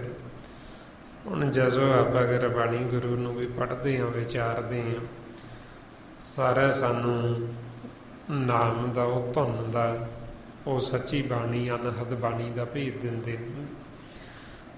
ਜੋ ਮਾਲਕ ਦੇ ਗੁਣ ਨੇ ਉਹ ਗੁਣਾਂ ਤੋਂ ਸਾਨੂੰ ਜਾਣੂ ਕਰਾਉਂਦੇ ਨੇ। ਜਿਵੇਂ ਹੁਣ ਆਪਾਂ ਸਤਸੰਗ ਚਾਹੁੰਦੇ ਹਾਂ, ਆਪਾਂ ਨੂੰ ਦੱਸਦੇ ਵੀ ਸਾਡਾ ਜੋ ਮਾਤਾ ਪਿਤਾ ਵੀ ਉਹ ਨਿਰਭਉ ਹੈ, ਉਹਨੂੰ ਕਿਸੇ ਦਾ ਭੈ ਕਿਸੇ ਦਾ ਡਰ ਨਹੀਂ, ਉਹ ਨਿਰਵੈਰ ਹੈ, ਉਹਦਾ ਕਿਸੇ ਦੇ ਨਾਲ ਕੋਈ ਵੈਰ ਨਹੀਂ ਹੈ। ਉਹ ਮਿੱਠ ਬੋਲੜਾ, ਉਹ ਕਦੇ ਕੌੜਾ ਨਹੀਂ ਬੋਲਦਾ, ਕਿਸੇ ਦੇ ਔਗਣ ਤੱਕਦਾ ਨਹੀਂ, ਦੇਖਦਾ ਨਹੀਂ ਹੈ, ਕਿਸੇ ਦੇ ਔਗਣ ਨਹੀਂ ਚਿਤਾਰਦਾ। ਇਹ ਸਾਡੇ ਮਾਤਾ ਪਿਤਾ ਦੇ ਗੁਣ, ਗੁਣ ਗੋਬਿੰਦ, ਵੀ ਗੋਬਿੰਦ ਵਾਹਿਗੁਰੂ ਦੇ ਗੁਣ। ਤੇ ਫਿਰ ਉਹਦੇ ਨਾਮ ਜਿਹੜਾ ਹੈ, ਨਾਮ ਦੀ ਵਡਿਆਈ ਕੀਤੀ, ਮਹਿਮਾ ਕੀਤੀ। ਨਾਮ ਧੁਨ ਬਾਣੀ, ਵੀ ਜੋ ਧੁਰ ਤੋਂ ਆ ਰਹੀ, ਜਿਹਨੂੰ ਸੁਣਨ ਦੇ ਨਾਲ ਸਾਡੀਆਂ ਸਾਰੀਆਂ ਚਿੰਤਾਵਾਂ, ਸਾਡੇ ਸਾਰੇ ਫਿਕਰ ਇਹ ਖਤਮ ਹੋ ਜਾਂਦੇ। ਜਿਸ ਨੂੰ ਮਹਾਰਾਜ ਕਹਿੰਦੇ ਧੁਰ ਕੀ ਬਾਣੀ ਆਈ, ਤਿਨ ਸਗਲੀ ਚਿੰਤ ਮਟਾਈ। ਬਈ ਉਹ ਧੁਰ ਤੋਂ ਕਿੱਥੋਂ ਆ ਰਹੀ? ਮਾਲਕ ਦੇ ਮੁਖ ਦੇ ਵਿੱਚ, ਪਰਮਾਤਮਾ ਦੇ ਵਿੱਚੋਂ, ਪ੍ਰਕਾਸ਼ ਦੇ ਵਿੱਚੋਂ ਉਹ ਧੁਨ ਪ੍ਰਗਟ ਹੋ ਰਹੀ। ਉਸ ਧੁਨ ਦੀ ਮਹਿਮਾ ਗੁਰੂ ਸਾਹਿਬ ਗੁਰਬਾਣੀ ਵਿੱਚ, ਸਿਮਰਤ ਸ਼ਾਸਤਰ ਵੇਦਾਂ ਦੇ ਵਿੱਚ ਉਹ ਨਾਮ ਦਾ ਵਿਖਿਆਨ, ਨਾਮ ਦਾ ਸਾਨੂੰ ਭੇਦ ਦਿੱਤਾ ਗਿਆ। ਤਾਈਓ ਮਹਾਰਾਜ ਸਾਨੂੰ ਕਹਿੰਦੇ ਸਿਮਰਤ ਸ਼ਾਸਤ ਵੇਦ ਉਪਕਾਰਨ ਪੋਥੀਆਂ, ਨਾਮ ਬਿਨਾ ਸਭ ਕੂੜ ਗਾਲੀ ਹੋਸ਼ੀਆਂ। ਸਾਨੂੰ ਕਹਿੰਦੇ ਵੀ ਨਾਮ ਤੋਂ ਬਿਨਾਂ ਬਾਕੀ ਸਭ ਕੁਝ ਕੂੜ ਹੈ, ਬਾਕੀ ਸਭ ਕੁਝ ਨਾਮ ਤੋਂ ਬਿਨਾਂ ਝੂਠ ਹੈ। ਇਸੇ ਤਰ੍ਹਾਂ ਹੀ ਫਿਰ ਸਾਨੂੰ ਇਹ ਹੁਣ ਵੇਦਾਂ 'ਚ ਵਿਖਿਆਨ ਕੀਤਾ, ਭੇਦ ਦਿੱਤਾ ਉਹ ਨਾਮ ਦਾ, ਸੱਚ ਦਾ, ਕਿ ਜੇ ਤੁਸੀਂ ਨਾਮ ਤੇ ਸੱਚ ਨਾਲ ਨਹੀਂ ਜੁੜੇ, ਫਿਰ ਤੁਸੀਂ ਕੂੜ ਨਾਲ ਜੁੜੇ ਹੋਏ, ਤੁਸੀਂ ਝੂਠ ਨਾਲ ਜੁੜੇ ਹੋਏ। ਝੂਠਾ ਕੀ ਹੈ? ਮਾਇਆ। ਇਸ ਵਾਸਤੇ ਫਿਰ ਸਾਨੂੰ ਕਹਿੰਦੇ ਹਰ ਕੇ ਨਾਮ ਬਿਨ ਝੂਠੇ ਸਗਲ ਪਸਾਰੀ, ਕਿ ਪਰਮਾਤਮਾ ਦੇ ਨਾਮ ਤੋਂ ਬਿਨਾਂ ਬਾਕੀ ਸਾਰਾ ਝੂਠ ਦਾ ਹੀ ਪਸਾਰਾ, ਇੱਧਰ ਸਭ ਝੂਠ ਹੀ ਝੂਠ। ਜੇ ਅਸੀਂ ਨਾਮ ਨਾਲ ਜੁੜ ਗਏ ਤੇ ਅਸੀਂ ਸੱਚ ਨਾਲ ਜੁੜ ਗਏ, ਨਹੀਂ ਤਾਂ ਫਿਰ ਅਸੀਂ ਝੂਠ ਨਾਲ ਜੁੜੇ ਹੋਏ ਹਾਂ। ਇਹ ਅੱਗੇ ਮਹਾਰਾਜ ਕਹਿੰਦੇ ਸਗਲ ਮਤਾਤ ਕੇਵਲ ਹਰ ਨਾਮ, ਗੋਬਿੰਦ ਭਗਤ ਕੇ ਮਨ ਵਿਸਰਾਮ। ਵੀ ਸਭ ਤੋਂ ਫਿਰ ਸ੍ਰੇਸ਼ਟ, ਸਭ ਤੋਂ ਉੱਤਮ ਇਹ ਗਿਆਨ ਹੈ ਨਾਮ ਦਾ। ਸਗਲ ਮਤਾਤ ਕੇਵਲ ਹਰ ਨਾਮ, ਵੀ ਜਦੋਂ ਸਾਨੂੰ ਸਾਰਾ ਗਿਆਨ ਹੋ ਜਾਂਦਾ, ਸੋਝੀ ਭੇਦ ਆ ਜਾਂਦਾ, ਵੀ ਅਸੀਂ ਨਾਮ ਦੇ ਨਾਲ ਜੁੜਨਾ, ਅਸੀਂ ਨਾਮ ਦੇ ਵਿੱਚ ਸਮਾਉਣਾ। ਇਹਦੇ ਨਾਮ ਹੈ ਜਿਹੜਾ ਉਹ ਭਗਤਾਂ ਦੇ, ਸੰਤਾਂ ਦੇ, ਗੁਰਸਿੱਖਾਂ ਦੇ ਮਨ ਦੇ ਵਿੱਚ ਵਸ ਜਾਂਦਾ ਹੈ। ਗੋਬਿੰਦ ਭਗਤ ਕੇ ਮਨ ਵਿਸਰਾਮ, ਵੀ ਜਦੋਂ ਅਸੀਂ ਨਾਮ ਦੇ ਨਾਲ ਜੁੜ ਗਏ, ਸਾਡਾ ਮਨ ਫਿਰ ਵਿਸ਼ਰਾਮ ਕਰਦਾ, ਫਿਰ ਇਹ ਆਰਾਮ ਕਰਦਾ ਹੈ। ਨਹੀਂ ਤਾਂ ਨਾਮ ਤੋਂ ਬਿਨਾਂ ਇਹ ਵਿਸ਼ਰਾਮ ਕਰਦਾ ਹੀ ਨਹੀਂ, ਰੁਕਦਾ ਹੀ ਨਹੀਂ। ਮਨ ਤਾਂ ਭੱਜਿਆ ਹੀ ਫਿਰਦਾ ਵਿਚਾਰਾਂ ਦੇ ਵਿੱਚ, ਫੁਰਨਿਆਂ ਦੇ ਵਿੱਚ। ਜੀਵ ਗੁਰਬਾਣੀ ਵੀ ਪੜ੍ਹਦਾ, ਪੜ੍ਹਦੇ ਵੀ ਵਿਸ਼ਰਾਮ ਨਹੀਂ ਮਨ ਕਰਦਾ, ਪੜ੍ਹਦੇ ਵੀ ਭੱਜਾ ਫਿਰਦਾ ਵਿਚਾਰਾਂ 'ਚ, ਫੁਰਨਿਆਂ ਦੇ ਵਿੱਚ। ਇਸ ਵਾਸਤੇ ਫਿਰ ਮਨ ਨੇ ਵਿਸ਼ਰਾਮ ਕਰਨਾ ਜਦੋਂ ਇਹ ਨਾਮ ਦੇ ਨਾਲ ਜੁੜੇਗਾ, ਜਦੋਂ ਇਹ ਅਨਹਦ ਸ਼ਬਦ ਨਾਲ ਜੁੜੇਗਾ, ਇਹਦੇ ਵਿਸ਼ਰਾਮ ਕਰਦਾ, ਫਿਰ ਇਹ ਟਿਕ ਜਾਂਦਾ ਹੈ। ਤੇ ਇਸ ਕਰਕੇ ਕਹਿੰਦੇ ਫਿਰ ਜਿਹੜੇ ਭਗਤ ਉਹ ਨਾਮ ਦੇ ਨਾਲ ਜੁੜ ਜਾਂਦੇ ਅੰਦਰੋਂ, ਤੇ ਇਸ ਕਰਕੇ ਉਹਨਾਂ ਦਾ ਮਨ ਠਹਿਰ ਜਾਂਦਾ, ਰੁਕ ਜਾਂਦਾ ਹੈ। ਗੋਬਿੰਦ ਭਗਤ ਕੇ ਮਨ ਵਿਸਰਾਮ, ਵੀ ਉਹਨਾਂ ਦੇ ਮਨ ਨੂੰ ਵਿਸ਼ਰਾਮ ਹੈ, ਉਹਨਾਂ ਦਾ ਮਨ ਨਾਮ ਦੇ ਨਾਲ ਜੁੜਿਆ। ਫਿਰ ਅੱਗੇ ਮਹਾਰਾਜ ਕਹਿੰਦੇ ਕੋਟ ਅਪਰਾਧ ਸਾਧ ਸੰਗ ਮਿਟੇ, ਸੰਤ ਕਿਰਪਾ ਤੇ ਜਮ ਤੇ ਛੂਟੇ। ਕਰੋੜਾਂ ਸਾਡੇ ਕੀਤੇ ਹੋਏ ਅਪਰਾਧ, ਸਾਡੇ ਗੁਨਾਹ, ਸਾਡੇ ਪਾਪ, ਜਦੋਂ ਅਸੀਂ ਇਹ ਸਾਧ ਸੰਗਤ 'ਚ ਆ ਜਾਂਦੇ, ਸਾਡੇ ਮਿਟ ਜਾਂਦੇ, ਮਾਲਕ ਬਖਸ਼ ਦਿੰਦਾ ਹੈ। ਇਹ ਸਾਧ ਸੰਗਤ ਦੀ ਵਡਿਆਈ ਹੈ। ਜਦੋਂ ਅਸੀਂ ਸਤਸੰਗ 'ਚ ਆ ਜਾਂਦੇ, ਜਿੱਥੇ ਸੱਚ ਤੇ ਨਾਮ ਦੀ ਮਹਿਮਾ ਹੁੰਦੀ, ਉਹ ਸਾਡੇ ਫਿਰ ਮਾਲਕ ਔਗਣ ਨਹੀਂ ਚਤਾਰਦਾ, ਉਹ ਸਾਡੇ ਪਿਛਲੇ ਸਾਰੇ ਔਗਣ ਮਾਫ ਕਰ ਦਿੰਦਾ, ਸਾਨੂੰ ਮੁਕਤ ਕਰ ਦਿੰਦਾ, ਭਵ ਸਾਗਰ ਤੋਂ ਪਾਰ ਲੰਘਾ ਦਿੰਦਾ। ਮਹਾਰਾਜ ਕਹਿੰਦੇ ਮੁਕਤ ਭਏ ਕਰ ਸਾਧ ਸੰਗਤ, ਤਿਨ ਕੇ ਔਗਣ ਸਭ ਭਰ ਹਰਿਆ, ਤਿਨ ਕਉ ਦੇਖ ਭਏ ਹੈ ਕਿਰਪਾਲਾ, ਤਿਨ ਭਵ ਸਾਗਰ ਧਰਿਆ। ਕਿ ਮਾਲਕ ਐਡਾ ਦਿਆਲੂ ਕਿਰਪਾਲੂ ਹੈ, ਚਾਹੇ ਅਸੀਂ ਕਰੋੜਾਂ ਗੁਨਾਹ ਕੀਤੇ, ਅਪਰਾਧ ਕੀਤੇ, ਸਾਧ ਸੰਗਤ ਦੇ ਵਿੱਚ ਆ ਕੇ ਸਾਡੇ ਉਹ ਮਿਟ ਜਾਂਦੇ। ਸਾਡੇ ਇਸ ਜਨਮ ਦੇ ਤਾਂ ਕੀ, ਪਿਛਲੇ ਜਨਮਾਂ ਜਮਾਂਤਰਾਂ ਦੇ ਉਹ ਵੀ ਮਿਟ ਜਾਂਦੇ। ਜਦੋਂ ਇਹ ਆਪਸ ਸਿਮਰਨ ਕਰਦੇ ਹਾਂ, ਗੁਰੂ ਦਾ ਸ਼ਬਦ ਸਾਡੇ ਕਰੋੜਾਂ ਪਾਪ ਖੰਡਨ ਕਰ ਦਿੰਦਾ। ਮਹਾਰਾਜ ਕਹਿੰਦੇ ਗੁਰ ਕਾ ਸ਼ਬਦ ਕਾਟੇ ਕੋਟ ਕਰਮ, ਵੀ ਕਰੋੜਾਂ ਹੀ ਸਾਡੇ ਅਪਰਾਧ ਕਰਮ ਕੱਟੀ ਜਾਂਦੀ। ਇਹ ਜੋ ਮਹਾਰਾਜ ਕਹਿੰਦੇ ਕੋਟ ਅਪਰਾਧ ਸਾਧ ਸੰਗ ਮੇਟੇ, ਵੀ ਸਾਧੂ ਦਾ ਸੰਗ ਕਰਕੇ, ਸਤ ਸੰਗਤ ਕਰਕੇ ਸਾਡੇ ਮਿਟ ਜਾਂਦੇ। ਫਿਰ ਸਾਂਝਾਂ ਦੀ ਕਿਰਪਾ ਨਾਲ ਅਸੀਂ ਜਮਾਂ ਤੋਂ ਛੁੱਟ ਜਾਂਦੇ, ਸਾਡੀ ਖਲਾਸੀ ਹੋ ਜਾਂਦੀ। ਨਹੀਂ ਤਾਂ ਇਹ ਅਪਰਾਧ ਕਰਕੇ ਅਸੀਂ ਵਾਰ-ਵਾਰ ਜੂਨਾਂ 'ਚ ਜਾਂਦੇ, ਤੇ ਜਦੋਂ ਸਾਡੇ ਅਪਰਾਧ ਮਿਟ ਗਏ, ਸਾਡੇ ਮਨ ਨੇ ਨਿਰਮਲ ਹੋ ਜਾਣਾ, ਸ਼ੁੱਧ ਹੋ ਜਾਣਾ, ਪਵਿੱਤਰ ਹੋ ਜਾਣਾ। ਇਹਦੇ ਸਾਂਝਾਂ ਦੀ ਕਿਰਪਾ ਨਾਲ ਅਸੀਂ ਜਮਾਂ ਤੋਂ ਛੁੱਟ ਜਾਂਦੇ। ਜੋ ਅਸੀਂ ਵਾਰ-ਵਾਰ ਜੂਨਾਂ 'ਚ ਆਉਂਦੇ ਜਾਂਦੇ, ਜੋ ਵਾਰ-ਵਾਰ ਅਸੀਂ ਕੁੱਟ ਖਾਂਦੇ ਹਾਂ, ਸਾਨੂੰ ਫਿਰ ਦੁਬਾਰਾ ਜੂਨਾਂ 'ਚ ਭੇਜ ਦਿੰਦੇ। ਇਹ ਸਾਡਾ ਆਵਾਗੁਣ ਦਾ ਚੱਕਰ ਇਹਦੇ ਸਾਂਝਾਂ ਦੀ ਕਿਰਪਾ ਨਾਲ ਮਿਟ ਜਾਂਦਾ, ਜਦੋਂ ਅਸੀਂ ਇਹਦੇ ਸਿਮਰਨ ਕਰਦੇ, ਉਹਨਾਂ ਦੇ ਦੱਸੇ ਹੋਏ ਬਚਨ ਕਮਾਉਂਦੇ। ਵੈਸੇ ਤਾਂ ਆਪਾਂ ਨੂੰ ਸਾਰਿਆਂ ਨੂੰ ਹੀ ਸੰਤ ਆਖਿਆ, ਕਿਉਂਕਿ ਆਪਾਂ ਸਾਰੇ ਬੱਚੇ ਹਾਂ ਅਕਾਲ ਪੁਰਖ ਦੇ, ਪਰਮਾਤਮਾ ਦੇ। ਪਰ ਇੱਧਰ ਆ ਕੇ ਪਰਮਾਤਮਾ ਨੂੰ ਭੁੱਲ ਗਏ, ਤੇ ਫਿਰ ਸਾਨੂੰ ਅਨਾੜੀ ਸੰਤ ਕਹਿੰਦੇ ਵੀ ਹੈ ਤਾਂ ਸੰਤ ਪਰ ਅਨਾੜੀ ਨਹੀਂ।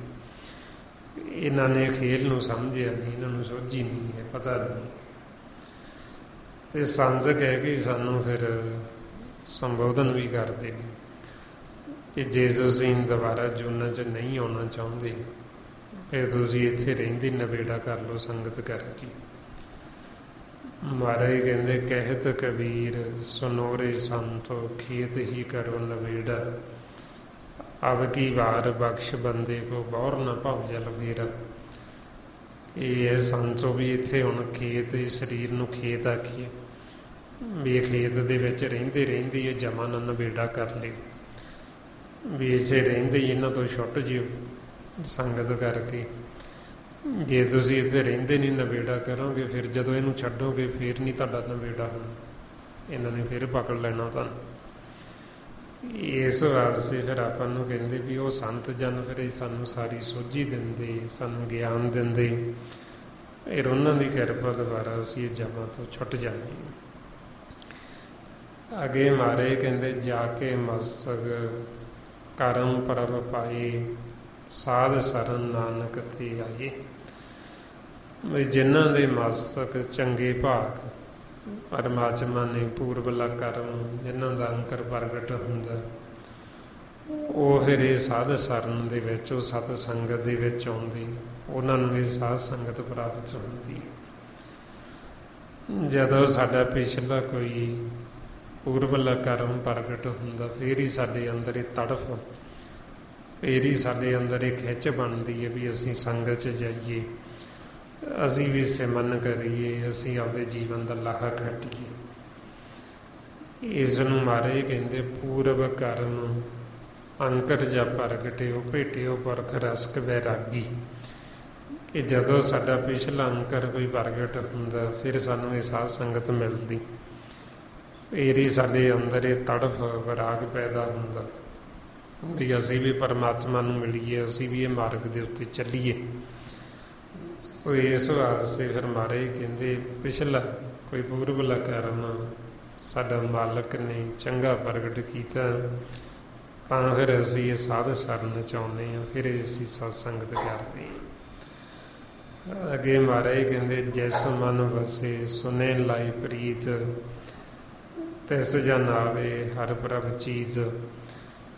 बई जिन्हां ने फिर उस नाम नूं सुने जो साडे अंदर गुप्त तो प्रगट हो गया, उन्हां दे मन च वसिया। जिस मन वसे सुने लाई प्रीत, बई जिन्हें मन च वसा के सुन के अंदर प्रीत ला ली, ਉਹਦੇ ਨਾਲ जुड़ गया, प्रेम पा लिया। फिर उन्हां जनां नूं परमात्मा चेते आउंदा ही रहिंदा, उन्हां नूं भुलदा ही नहीं। ਜਦੋਂ ਸਾਡੇ ਅੰਦਰ ਇਹ ਸ਼ਬਦ ਗੁਰੂ ਵਸ ਗਿਆ, ਨਾਮ ਵਸ ਗਿਆ, ਤੇ ਸਾਨੂੰ ਪਰਮਾਤਮਾ ਭੁੱਲਣਾ ਹੀ ਨਹੀਂ। ਮਾਰੇ ਕਹਿੰਦੇ ਗੁਰ ਕਾ ਸ਼ਬਦ ਮਨ ਵਸੇ ਪਨ ਹਰ ਵਿਸਰ ਨਾ ਜਾਈ, ਕਿ ਜਦੋਂ ਗੁਰੂ ਦਾ ਸ਼ਬਦ ਸਾਡੇ ਹਿਰਦੇ 'ਚ ਵਸ ਗਿਆ, ਸਾਨੂੰ ਪਰਮਾਤਮਾ ਭੁੱਲਦਾ ਹੀ ਨਹੀਂ, ਫਿਰ ਉਹਦੀ ਯਾਦ ਬਣੀ ਰਹਿੰਦੀ। ਇਹ ਜੋ ਮਹਾਰਾਜ ਸਾਨੂੰ ਫਿਰ ਆਖਦੇ ਵੀ ਜਿਨ੍ਹਾਂ ਨੇ ਪ੍ਰੀਤ ਲਾ ਲਈ ਉਹ ਨਾਮ ਦੇ ਨਾਲ, ਉਹਨਾਂ ਹਰੀ ਦੇ ਚਰਨਾਂ ਨੂੰ ਫਿਰ ਪਰਮਾਤਮਾ ਚਿੱਤ ਦੇ ਵਿੱਚ ਆਉਂਦਾ, ਉਹਨਾਂ ਨੂੰ ਚੇਤੇ ਆਉਂਦਾ। ਤੇ ਜਦੋਂ ਚੇਤੇ ਆਉਂਦਾ ਮਾਲਕ, ਸਮਝ ਲਓ ਵੀ ਸਾਡੇ ਤੇ ਮਾਲਕ ਦੀ ਕਿਰਪਾ ਹੈ, ਦਇਆ ਹੈ, ਵੀ ਉਹਦੀ ਮਿਹਰ ਹੈ, ਤੇ ਫਿਰ ਹੀ ਉਹ ਚੇਤੇ ਆਉਂਦਾ। ਸੱਚੇ ਪਾਤਸ਼ਾਹ ਕਹਿੰਦੇ ਤੂੰ ਚੇਤਾ ਆਵੇਂ ਤਾਂ ਤੇਰੀ ਮਾਇਆ, ਕਿ ਤੇਰੀ ਮਿਹਰ ਹੋਵੇ ਤੇ ਫਿਰ ਤੂੰ ਚੇਤੇ ਆਉਣਾ। ਜੇ ਤੂੰ ਮਿਹਰ ਨਾ ਕਰੇ ਤਾਂ ਤੂੰ ਕਿੱਥੇ ਚੇਤੇ ਆਉਣਾ ਪਰਮਾਤਮਾ। ਸੋ ਇਸ ਵਾਸਤੇ ਜੇ ਉਹ ਆਪਾਂ ਨੂੰ ਚੇਤੇ ਆਉਂਦਾ ਤੇ ਸਮਝ ਲਓ ਉਹਦੀ ਮਿਹਰ ਹੈ, ਫਿਰ ਹੀ ਸਾਨੂੰ ਚੇਤੇ ਆਉਂਦਾ, ਫਿਰ ਹੀ ਸਾਡੇ ਮੁਖ ਚੋਂ ਵਾਹਿਗੁਰੂ ਵਾਹਿਗੁਰੂ ਨਿਕਲਦਾ, ਜੇ ਉਹਦੀ ਮਿਹਰ ਹੋਵੇ ਤਾਂ। ਜੇ ਉਹ ਮਿਹਰ ਨਾ ਸਾਡੇ ਤੇ ਕਰੇ ਤੇ ਮੁਖ ਚੋਂ ਵਾਹਿਗੁਰੂ ਨਿਕਲਦਾ ਹੀ ਨਹੀਂ। ਜੀਵ ਹੋਰ ਹੀ ਨਿੰਦਿਆ ਚੁਗਲੀ ਵੈਰ ਵਿਰੋਧ ਤਾਂ ਕਰਦਾ ਰਹਿੰਦਾ, ਫੇਕਾ ਤਾਂ ਬੋਲਦਾ ਰਹਿੰਦਾ, ਸਿਮਰਨ ਨਹੀਂ ਕਰਦਾ। ਸੋ ਇਸ ਵਾਸਤੇ ਫਿਰ ਜਿਨ੍ਹਾਂ ਨੂੰ ਮਾਲਕ ਚੇਤੇ ਆਉਂਦਾ, ਉਹਨਾਂ ਨੂੰ ਹੀ ਆਉਂਦਾ ਫਿਰ ਜਿਨ੍ਹਾਂ ਦੀ ਪ੍ਰੀਤ ਲੱਗ ਗਈ। ਇਹ ਅੱਗੇ ਮਹਾਰਾਜ ਕਹਿੰਦੇ ਜਨਮ ਮਰਨ ਤਾਕਾ ਦੁੱਖ ਨਿਵਾਰੇ, ਦੁਰਲਭ ਦੇ ਤਤਕਾਲ ਉਧਾਰੇ। ਵੀ ਜਿਨ੍ਹਾਂ ਨੂੰ ਫਿਰ ਚੇਤੇ ਆਉਂਦਾ, ਜਿਨ੍ਹਾਂ ਦੇ ਅੰਦਰ ਨਾਮ ਵਸ ਗਿਆ, ਉਹਨਾਂ ਦਾ ਫਿਰ ਇਹ ਜਿਹੜਾ ਦੁੱਖ ਜਨਮ ਮਰਨ ਦਾ ਇਹ ਕੱਟਿਆ ਜਾਂਦਾ, ਇਹਦਾ ਨਿਵਾਰਨ ਹੋ ਜਾਂਦਾ। ਤੇ ਇਹ ਜੋ ਦੁਰਲਭ ਦੇ ਮਾਨਸ ਜਾਮਾ, ਇਹ ਜੋ ਸਾਨੂੰ ਮਿਲਿਆ, ਉਹ ਫਿਰ ਇਹਦਾ ਲਾਹਾ ਖੱਟ ਲੈਂਦੇ। ਮਹਾਰਾਜ ਕਹਿੰਦੇ ਵੀ ਇਹ ਜਿਹੜੀ ਸਾਨੂੰ ਦੇਹੀ ਮਿਲੀ ਹੁਣ ਮਾਨਸ ਜਾਮਾ, ਇਹ ਦੁਰਲਭ, ਵੀ ਇਹ ਵਾਰ-ਵਾਰ ਨਹੀਂ ਮਿਲਦੀ, ਇੱਕੋ ਵਾਰੀ ਮਿਲਦੀ। ਆਪਾਂ ਨੂੰ ਉਦਾਹਰਨ ਦਿੰਦੇ ਵੀ ਜਿਵੇਂ ਇੱਕ ਦਰਖਤ ਨੂੰ ਫਲ ਲੱਗਦਾ, ਉਹ ਫਲ ਦਰਖਤ ਨਾਲੋਂ ਟੁੱਟ ਕੇ ਥੱਲੇ ਡਿੱਗ ਪਿਆ, ਤੇ ਆਪਾਂ ਆਖੀਏ ਵੀ ਨਾਲ ਦੁਬਾਰਾ ਜੋੜਦੀ, ਅਸੀਂ ਉਹਨੂੰ ਨਾਲ ਨਹੀਂ ਜੋੜ ਸਕਦੇ, ਉਹ ਜੁੜਦਾ ਹੀ ਨਹੀਂ ਦੁਬਾਰਾ। ਇਸੇ ਤਰ੍ਹਾਂ ਹੀ ਆਪਾਂ ਨੂੰ ਕਹਿੰਦੇ ਮਾਨਸ ਜਾਮਾ ਦੁਰਲਭ, ਵੀ ਤੁਹਾਨੂੰ ਮਿਲਿਆ ਹੁਣ ਇਹਦਾ ਲਾਹਾ ਕੱਟ ਲਓ। ਜੇ ਤੁਸੀਂ ਆਖੋ ਵੀ ਦੁਬਾਰਾ ਮਿਲ ਜੇਗਾ, ਨਹੀਂ ਮਿਲਦਾ ਨਹੀਂ ਛੇਤੀ। ਮਹਾਰਾਜ ਕਹਿੰਦੇ ਕਬੀਰ ਮਾਨਕ ਜਨਮ ਦੁਰਲਭ ਹੈ, ਹੋਏ ਨਾ ਬਾਰੰਬਾਰ, ਜਿਉਂ ਬਨ ਫਲ ਪਾਕੇ ਭੋਏ ਮੇਰੇ ਬੌਰ ਨਾ ਲਾਗੇ ਡਾਰ। ਬਈ ਜਿਵੇਂ ਉਹ ਬਨ ਫਲ ਪੱਕ ਕੇ ਥੱਲੇ ਡਿੱਗ ਪਿਆ, ਦੁਬਾਰਾ ਉਹ ਟਾਹਣੀ ਨਾਲ ਨਹੀਂ ਜੁੜਦਾ, ਇਸੇ ਤਰ੍ਹਾਂ ਹੀ ਇਹ ਦੁਰਲਭ ਦੇ ਚਰਨਕਾਲ ਭਾਈ ਦੁਰਲਭ ਦੇ ਨਾਮ ਬਿਹੂਣੀ ਹੋਈ ਕੇ ਪਸ਼ੂ ਪਰੇਤ ਮੁਗਤ ਤੇ ਬੁਰੀ, ਕਿਸੇ ਨਾ ਬੁੱਝੇ ਜੈਨੇ ਹੋ ਸਿਰੀ। ਜਿਨ੍ਹਾਂ ਨੇ ਸਿਰਜਣਾ ਕਰਨ ਵਾਲੇ ਦੀ ਨਹੀਂ ਪਹਿਚਾਣ ਕੀਤੀ, ਉਹਨਾਂ ਨੂੰ ਕਹਿੰਦੇ ਵੀ ਇਹ ਪਸ਼ੂ ਤੇ ਪਰੇਤਾਂ ਤੋਂ ਵੀ ਭੈੜੇ ਨੇ। ਤੇ ਜਿਨ੍ਹਾਂ ਨੇ ਫਿਰ ਨਾਮ ਤੇ ਸੱਚ ਦਾ ਭੇਦ ਲੈ ਲਿਆ, ਉਹਨਾਂ ਨੇ ਫਿਰ ਇਹ ਸਰੀਰ ਦਾ ਲਾਹਾ ਕੱਟ ਲਿਆ, ਇਸ ਦੇਹੀ ਦਾ ਲਾਹਾ ਕੱਟ ਲਿਆ। ਅੱਗੇ ਮਹਾਰਾਜ ਕਹਿੰਦੇ ਨਿਰਮਲ ਸੋਭਾ ਅੰਮ੍ਰਿਤ ਤਾਕੀ ਬਾਣੀ, ਏਕ ਨਾਮ ਮਨ ਮਾਹੀ ਸਮਾਨੀ। ਵੀ ਐਸੇ ਗੁਰਮੁਖਾਂ ਦੀ ਫਿਰ ਉਹਨਾਂ ਦੀ ਵਡਿਆਈ ਵੀ ਉੱਤਮ, ਉਹਨਾਂ ਦੀ ਜਿਹੜੀ ਬਾਣੀ ਉਹ ਵੀ ਅੰਮ੍ਰਿਤਮਈ ਹੋ ਗਈ। ਉਹ ਫਿਰ ਇੱਕ ਦੇ ਨਾਲ ਲੀਨ ਹੋ ਗਏ, ਇੱਕ 'ਚ ਸਮਾ ਗਿਆ ਮਨ। ਏਕ ਨਾਮ ਮਨ ਮਾਹੀ ਸਮਾਨੀ, ਇੱਕੋ ਹੀ ਨਾਮ ਉਹਨਾਂ ਦੇ ਮਨ 'ਚ ਸਮਾਇਆ ਹੋਇਆ, ਮਨ 'ਚ ਵਸਿਆ ਹੋਇਆ।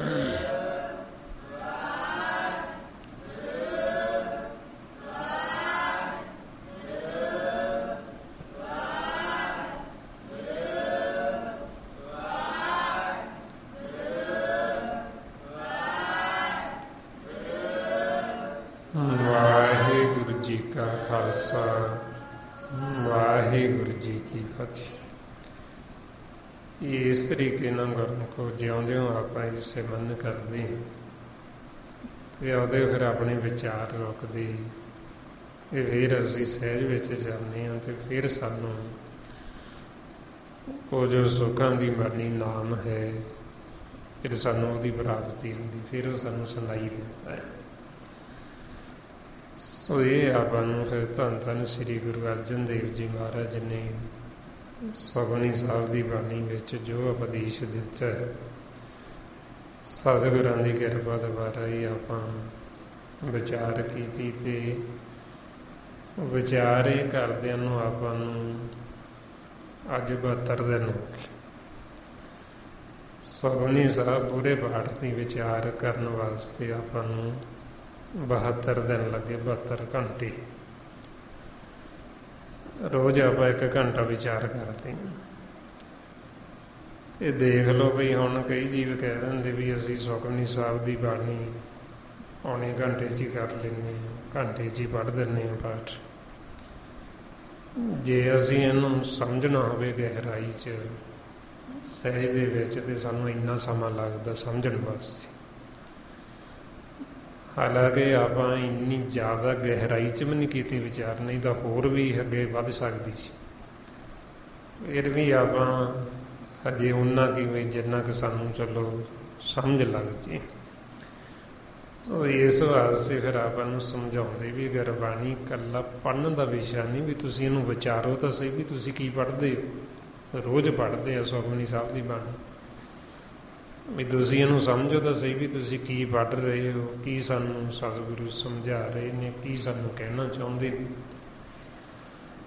हुण इस वास्ते फिर आपां नूं समझाउंदे भी वध तों वध तुसीं सिमरन करो। पहली अष्टपदी च आपां नूं सिमरन दी लाभ दस्से। पहलां शुरुआत ही सिमरन तो होनी।